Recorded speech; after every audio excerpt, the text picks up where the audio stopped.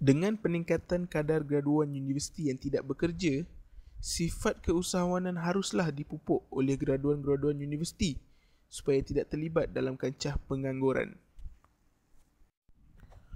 Perancangan yang awal dan efektif dilihat boleh mengelakkan graduan universiti dari terlibat dengan masalah ini.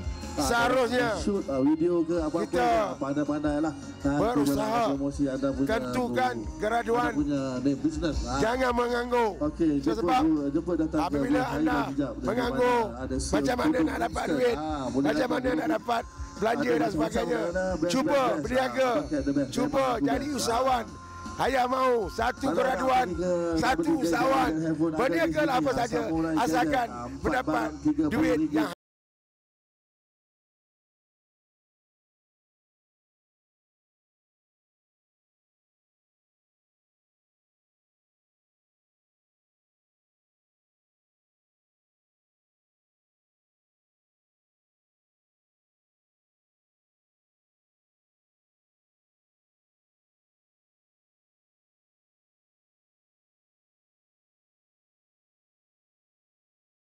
try cari kerja. Saranan ini boleh diguna pakai oleh pelajar-pelajar universiti sebagai salah satu cara yang boleh diambil supaya masa depan mereka lebih terpelihara.